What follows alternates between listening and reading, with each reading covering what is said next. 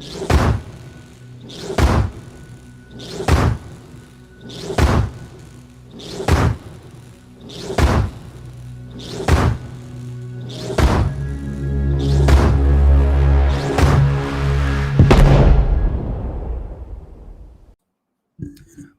back to the Urban Action Showcase and Expo virtual experience. I'm your host, founder, and executive producer, Demetrius Angelo.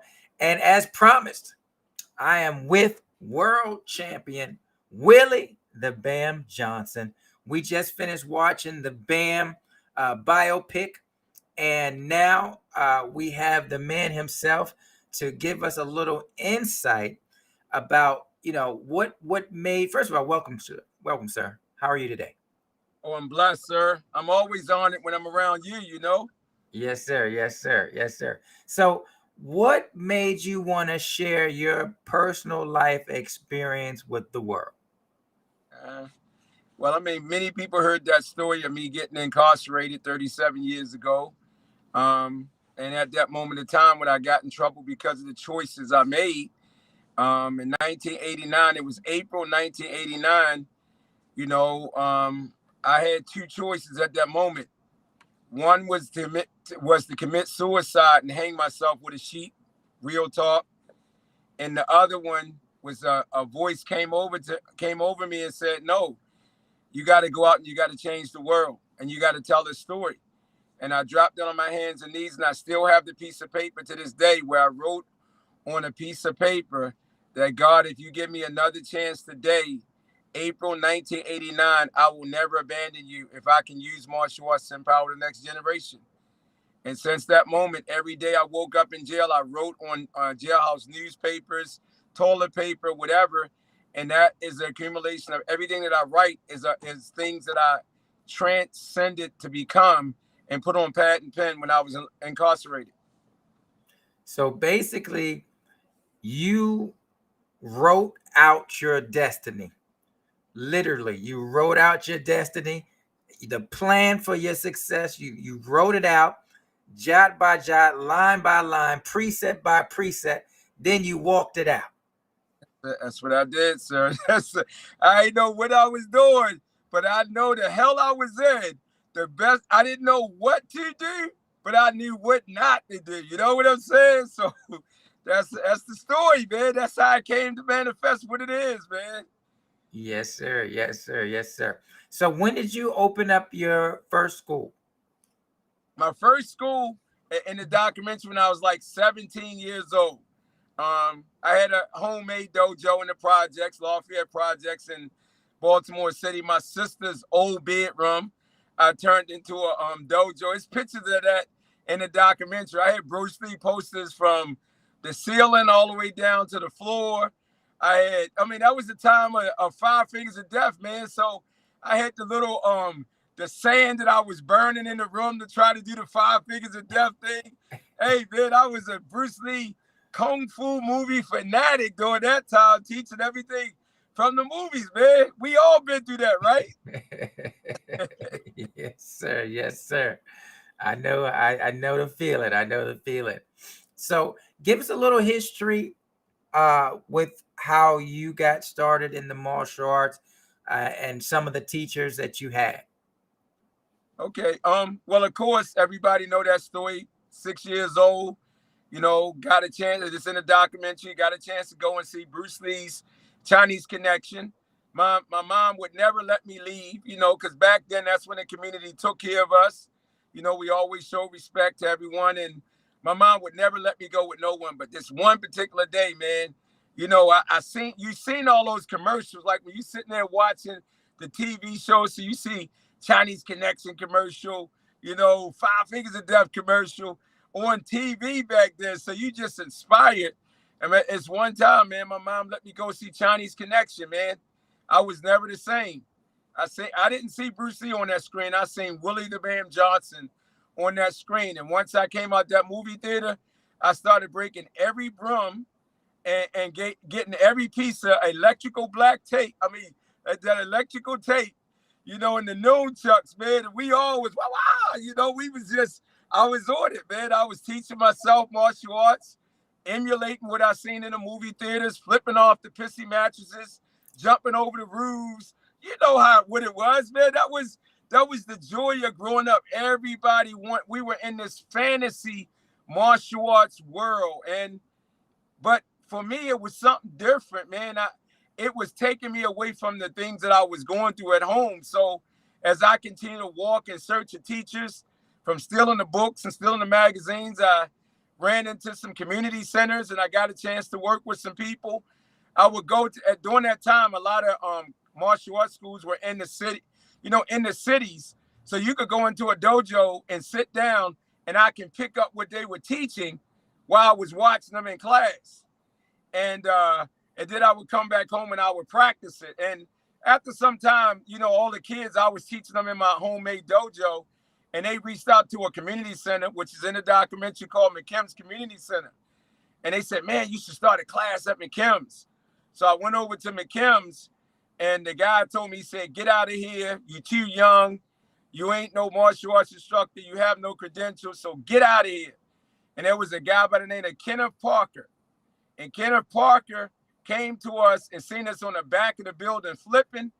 And he said, hey, guys, come on, I'm going to do something with you. He was my first instructor. He taught me Kangdaquan. He also taught me yoga. So around like 11 years old, we were burning yoga pots and doing all that stuff, man. And he just took all our creativity with the gymnastics, with my movie writing, my TV, because I was writing movies and, doing homemade stuff back then. And he was just supporting me. And that just led me to competing in like the Junior Olympics. And then as I started competing in the Junior Olympics and winning with the gymnastics, I started seeing the magazines and I started seeing people I wanted to train with. And one of the people I wanted to train with, his name was Oso Tayari Cassell and Dennis Brown. They were two of the most famous Kung Fu men at that time. So I remember the actual story of how that even happened. I picked up a local magazine and it had Dennis Brown Shaolin Wushu Academy in it. And it had his telephone number. So I called him. Nervous little kid, hoping that I don't know if he's going to answer. So guess who picks up the phone? Dennis Brown. And I just pulled out to him. I said, hey, sir, my name is Willie Bam Johnson. And, my name was, they called me Bam Bam back then. I said, I've been competing and winning at tournaments. And I was trying to get a teacher, but I have no money. But I do know how to do gymnastics. And his exact words, okay, little brother, I'm coming to a tournament in Baltimore. Show me what you got and we see what we can do. Came to that tournament. He told me to flip. I started flipping all up the walls, flipping. I mean, come on, man. That stuff that you see with tricking now, that's nothing back in the city, man. We was doing all that, double back flips and everything.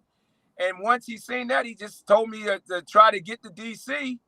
And the rest is history, man. I started training with him, started training with Oso Tayari Cassell.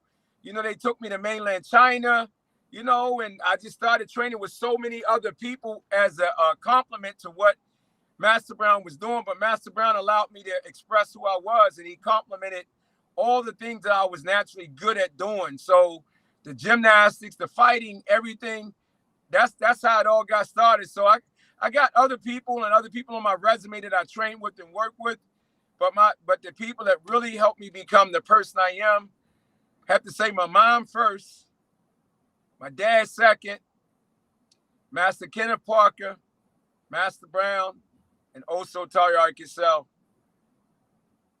Yes, sir. Yes, sir. Yes, sir. So once you started training with them, when did your big break come for WMAC Masters? WMAC Masters.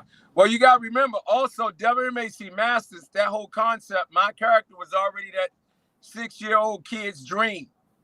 I know it sounds crazy. I already knew what I wanted to do. I always wanted to be a Shaolin monk, like the 5 masters of Shaolin with T. Long, David Chan, all those guys, man. I know you know what I'm talking about, man. I always wanted play that type of character. So I had this vision. One day I'm gonna play in a movie like that. And after competing, after coming home from incarceration, because before I got locked up, I was already going to China. I was already a world champion. And it was like, man, how can I took everything I had for granted. And one thing that also Cassell, and I'm leading the WMAC Masters, but I got to tell this story. He used to always tell me, you need to read your resume. You done accomplished all these things, but you don't appreciate nothing. And I didn't get where I used to think he hated me. I didn't think he really liked me. And when I got locked up, the one person's voice that came to me, that saying where it says, when the student is ready, the teacher will appear, it was Oso Cassell. His voice, his message came to me. And at that moment in time, what happened? It allowed me to go ahead and get myself together and, just make that commitment to say, okay, man, when I come home, I'm going to get all this stuff back. And when I came home, I became number one. I was number one in Chinese forms and weapons. I mean, I was winning everything. And before you know it, they ended up at the Battle of Atlanta. They was in search of talent for this new TV show. And Richie Brandon, God bless his soul, one of my toughest competitors, but yet my brother, man, that always looked out for me. He said, Bam, they're doing a TV audition here at the battle, so I want you to come in. And I went in there, and they had 50 of the top martial artists in that room. So when we got picked, I mean, Kevin Thompson, it was so many people that was supposed to be a part of this show. So after I signed the contract and they asked me what my character was going to be, it was everything that y'all seen. The bam, the ponytail. That was all what I wanted to display. So out of 50 people, man, I didn't think I was going to be on that show. Honestly, you're talking 50 of the best martial artists on the planet. But what happened? God blessed me and gave me that opportunity, man. And the rest was history right there, man. Yes, sir. Yes, sir. Then how did you get your son into it? Well, because, everybody know what during that time when I came home from, it goes back to the story. When I came home from jail, my commitment was to make sure my son never followed the same path. So when I came home, I was a single dad. Wherever I went, my son was with me. Like you see, wherever I go down, all my kids with me. Back then, wherever I went, Marco was with me. So Marco had to practice. Marco had to train, and we would happen to be doing for Karate Up Kick Diabetes. We had did this father and son weapons routine. And after doing it, I sent it to Carlin West, and she was like, oh, my God, this is incredible. Can we put this on the show? I'm like, for real? She said, yeah, let's put this on the show. And that's how it happened, man. It was just a demo that we did, and she just, fell in love with it. And that's how he got on the show, and the rest was history, man. Nice. So let's talk about your commitment to the next generation, your commitment to the youth. Obviously, you've been teaching for a long time. You've got a lot of projects. You put your kids in the projects, but you're doing a lot for the youth. A couple of the things that you have going on that people can actually be a part of. I believe 1 out of 100 is one of those things. So let's talk about some of the things that you're doing to empower the next generation that the people listening can actually go help and support. Okay. Well, of course, we just finished the movie. Once again, thank my brother, Robert Parham. I mean, I love that man. I mean, the brother, he put together a documentary, and then we just completed a movie in 3 days. 1 out of 100 coming out real soon in post-production. But 1 out of 100, once again, represents my journey. A guy told me when I was locked up, he said, only one of y'all going to make it. And still to this day, hopefully, I think it's me. So during the pandemic, we wanted to show that every kid that was throwing a kick or a punch represented that 1 out of 100 concept and that mindset. And that's what the movie's about. It's about 2 kids who left in charge of a dojo and got to put that, stand up and take responsibility. So that movie stars my kids. And one of the things, and it also stars me and a couple of other people that are actually winners of the call to action. So every time we say we're going to put you in a movie, if you support the call to action, you will get in a movie. You feel me, Master Demetrius? We are men of our words, right? Yes, sir. Yes, sir. So Yeah, I mean, one of the goals behind the movie, other than it blowing people's mind and empowering people with the musical soundtrack, the fashion and everything, one of the things our mission is to give away 1 million scholarships. So if anybody goes to Point MMA and purchase one scholarship, which is a Point MMA kids Point MMA 37 skill kit, we will give one kid away to another kid. Our mission is to give away 1 million scholarships to kids in all the communities around the world. And it's the same style that's being demonstrated in the movie. And everybody know what Point MMA is. That's what I got on the cover of Black Belt magazine for. But we refined it and made some adjustments with Billy Blanks and Colin West and Warren Hutland and my daughter. So it's for kids, by kids, and it's a way to give our kids something that can help them fall in love with martial arts and learn the disciplines and the focus. Just like martial arts was taught to me from a movie, you can't say it can't be done through virtual platforms. So if anybody go and buy one of those kits, we'll give one away. Once again, we want to give away 1 million. But if you go even next week by Black Friday, it'll be $14.99 for a kit. And if you buy one kit, we still gonna give a kit away. Okay, so this is Point MMA right here. All right. So yeah. Where do they click? Right here now, presenting 1 out of 100, or what should they click? Come down. You should see a bar on the right-hand side.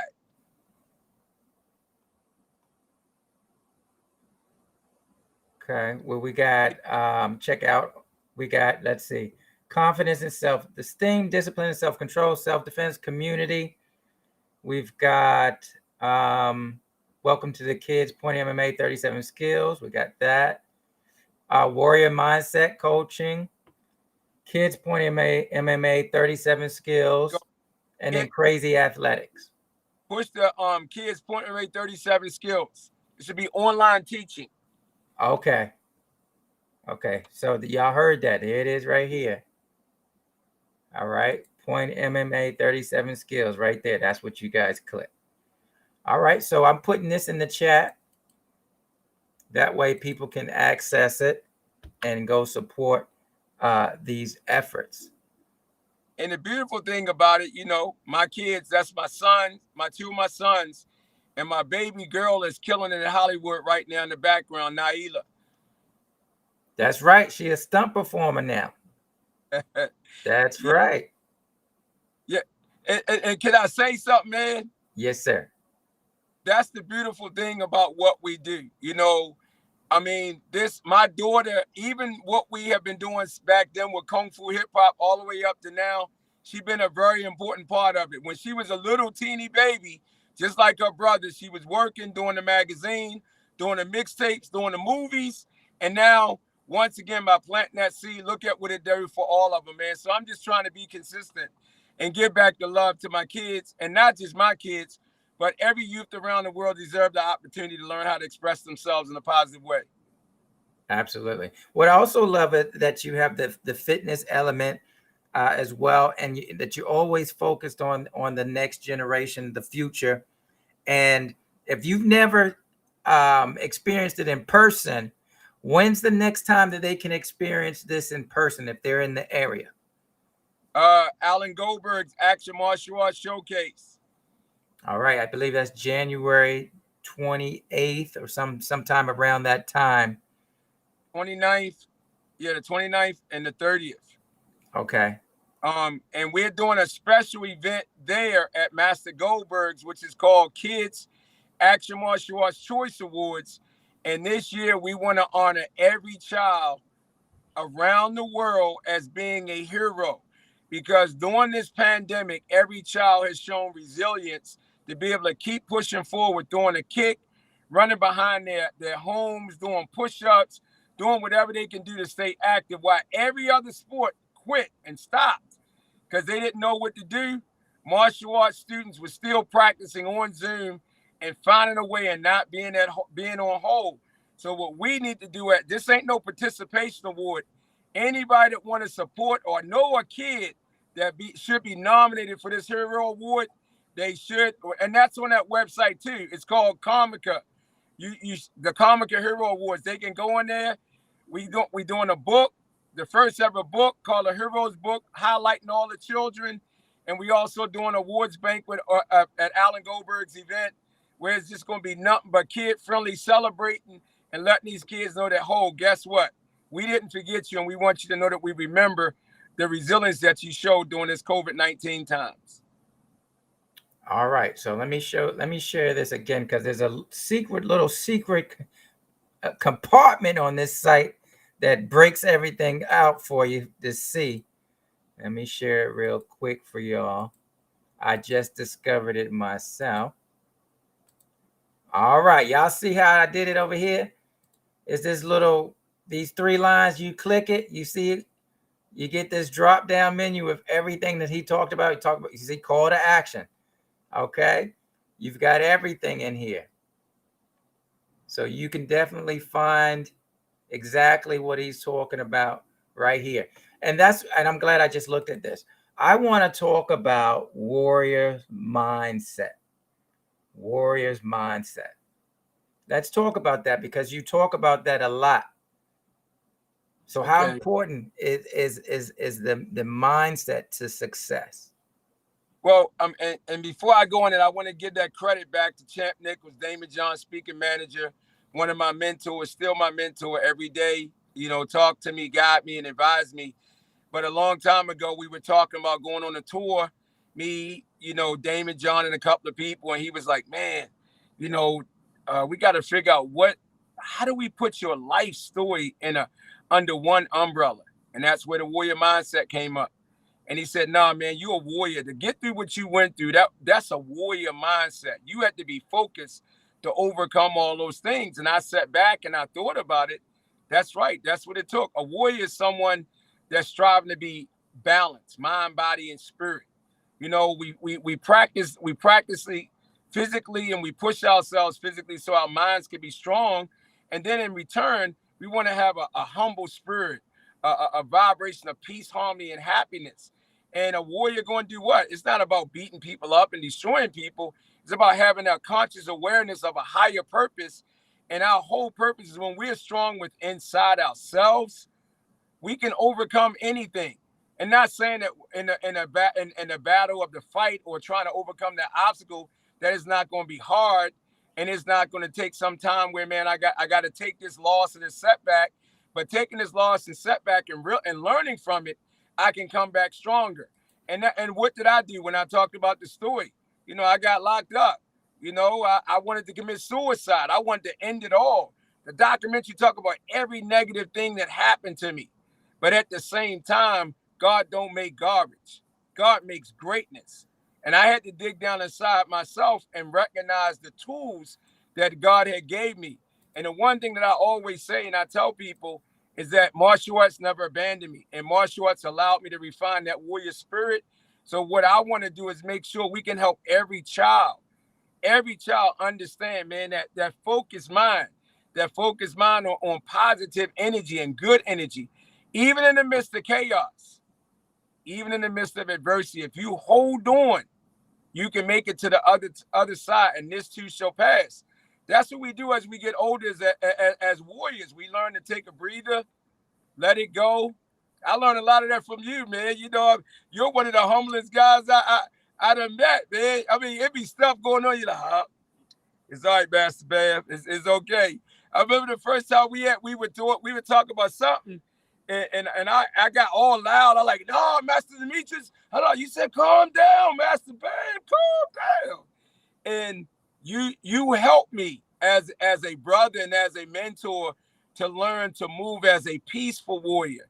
And when I'm peaceful, I can focus better and make better decisions, because anger don't win nothing.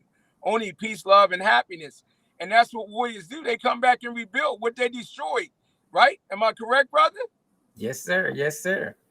And that's going to take us right into what started today and what we got going on tomorrow, call to action. That's one of the initiatives that we started, sir, at this point, it's 8 years ago. And trying to help the next generation use their skills of the martial arts in the entertainment business and take these attributes and actually apply it to anything. So the schedule according to here, so tomorrow 10:30 to 11, it says you got Art Camacho, and he's going to do a masterclass with for filmmaking. And then 11:30, Keith Steinberg. Talk to us about, well, Art Camacho, we know he's director of a lot of big movies back in the day, or well, still today, but you know, very much known for the ones with Steven Seagal back in the day. But Keith Steinberg, let's talk about what he's behind. A lot of people might know the name, they might not know the name. Yeah, well, of course, he's the guy that gave Jean-Claude Van Damme his big break, you know, and No Retreat, No Surrender, one of Jean-Claude Van Damme's best displays of talent, jumping on that you know, the ring, doing that full split. He gave Cindy a great opportunity when she came back to America in No Retreat, No Surrender Part 2. He was one of the main guys that's kind of like, you know, was doing all these B-level films with seasonal films, and he was making them right here on the East Coast, man. He did the Storm King with Michael D. Pasquale and all those guys. He gave everybody an opportunity to work back then when seasonal films was working here in the States, putting on all these different types of films.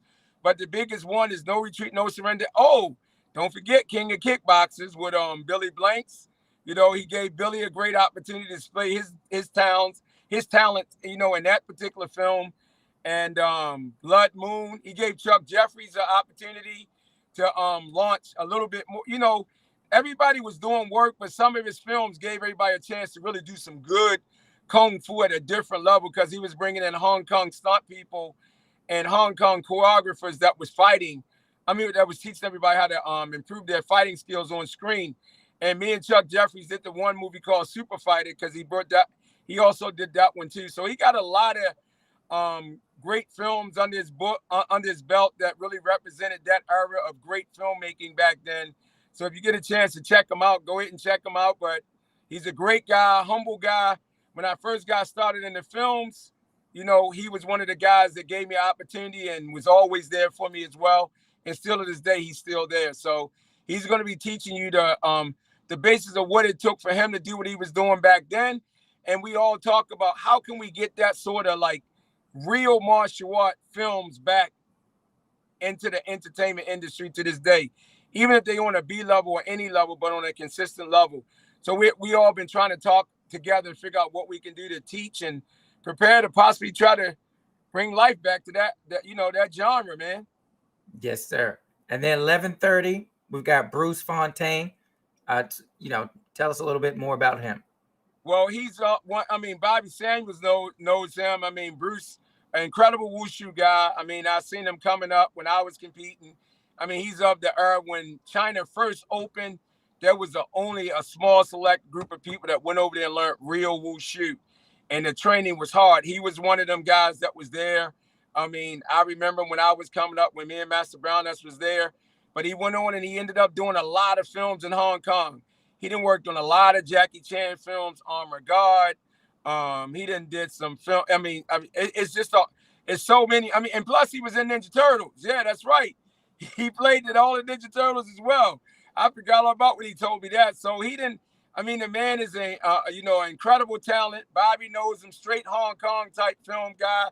A great success to work with everybody in Hong Kong. I mean, even Donnie Yen, he done work with Donnie, everybody. And now he's doing his own he's doing his own movies. You know, he did a movie not too long ago, I think, and you know, about 3 years ago, he got it on Netflix. So he's doing some real big things right now. And we hooked up through the Warrior Mindset radio show, my radio show. And since then, we started collaborating, figuring out what can we do to work together to, once again, whatever happened to the martial art movies that have the philosophy and have the real martial arts. No flying, no stunts, no tricks. Let's do real martial art fight scenes. It could be the Sonny Chief and rip out an Adam's apple, but there was a reason behind it. Or it could be the Shaw Brothers. It could be, can we get the martial art movies back with the philosophies and the life skills? I think we can. I think a lot of people is rooting for that. What's your take on that, sir? Well, that's what we're doing. That's what we're doing. We're empowering the next generation of storytellers and giving people the tools, right? They need to build their own table. See, everybody want to see at somebody else's table, but the person who builds his own table will always have a seat. And we're teaching people to build their own table. So, for everybody listening, this is going to be next year. Is going to be, it's going to be our 10th anniversary, but it's going to be our 9th year doing call to action. And every year, we're bringing you the pioneers of talent that make this happen. You know what I'm saying? Everybody that he's mentioned, even if you want to go back to the people he casually mentioned, Chuck Jeffries. You guys know he did the Blade series. He was the stunt coordinator, fight choreographer for Blade. So it's like, he these are his brothers, dojo brothers, but you got to pay attention to the names. And it's important that this generation realize the root to the fruit, because the fruit doesn't bear of itself. It's the seed that goes down, right? And gets rooted that bears the fruit. So you guys got to really recognize the seed, the root to which you are standing on today. And if you try to remove the fruit from the root, then you're going to lose your identity. Right. You see? Right. So it's important that if you really, really want to be prolific and you really want to be successful in what you do, you got to learn your history. You got to give honor and respect to those who have laid the foundation and the path that you walk, because these people today, Isaac Florentine, all these great people who make these great martial arts films today are the people shoulders that we're standing on. Right. And one thing that's really and that's special, and I think even with our relationship, the respect and the recognition that we give one another and the support. It's funny, Isaac supposed to have been teaching, and because he had something else, he called me late last night, and he's like, "Man, I'm so sorry." I'm like, "Isaac, why are you calling me? You ain't gotta." He's like, "No, you're my friend. We as martial art brothers, we do show up and we make those amends, or we apologize, do what we need to do in person or by phone." And then Jerry Trimbone today, I was trying to get Jerry Trimbone. I mean, everybody got to know. My man there, bro. And he was like, "No, man, I can't come, but man, just put my love out there." That means a lot to me, man. And I think if the next generation can understand, relationships is what takes you a long way. If you can't show respect, and if you can't hold those giants up whose shoulders you stand on, as you get more and more successful, the ranks start closing up. And if you ain't got no character and no respect, you can forget working. I don't care how much talent you got. At the end of the day, it goes back to character. And that stands out everywhere. And that's what relationships is based upon. Treating people with respect. And that's the foundation of martial arts. I mean, would you agree, sir? Absolutely. 100%. Robert Parham just came in the chat. Shout out to him, because he's been using the power of movie making to tell many stories that need to be told, that have not been told, as well as to tell his stories. But that's what I can appreciate. And as you know, he's a world champion kickboxer as well. And I'm really, really, I should say, for lack of a better word, very proud to be a part of the martial arts community, even if it's the few and not the many, who are still rooted in those foundations of honor, respect, integrity. You know what I'm saying? And it shows, and it's a tight-knit circle. But you know what? Those people are making a difference in people's lives today. And if they stop sponsoring us tomorrow, you know what? We're gonna keep the light on somehow. It might be a night light. Come on, somebody. It might not be a spotlight. But if you're looking for a light, it might just be a night light. But if you're really looking for a path, there's going to be a light on. You know what I'm saying? If it's not Urban Action Showcase, it's definitely going to be Point MMA. It's definitely going to be Robert Parham in one of his films. It's going to be Bobby Samuels in one of his films. So we got enough people, you know what I'm saying, that are plugged in together. So if one bulb go out, that's okay. We got a replacement. You know what I'm saying? You know what I'm saying? So I'm hoping that the community and everyone that's listening realizes that you must invest in yourself if you want to see your dreams realized in mainstream media or on the screen. You know what I'm saying? Because anything that's not nurtured will die. Everybody talks about the grass is greener on the other side, but everyone knows that the grass is green wherever you water it, wherever you nurture it, wherever you take care of it. That is where you're going to find success. So we're asking that you go to the website that's in the chat for Point MMA, look up all the things that he's doing to help the community, or find someone else to support. Robert Samuels, Robert Parham. You know what I'm saying? But we're going to continue to support one another, and we're going to believe God and believe God that he's going to continue to bless and to continue to give us the strength to do what we're doing, because I believe none of us are doing it for fame or for selfishness or anything like that. We're doing it for a purpose. Like one of the grandmasters like to say, he says not because but for a cause. Grandmaster Tony Watts, he always says not for a cause, not because but for a cause. In other words, this is for a reason that we're doing these things, and that reason is greater than our selfishness and ourselves. Because believe it or not, as parents, we are already famous.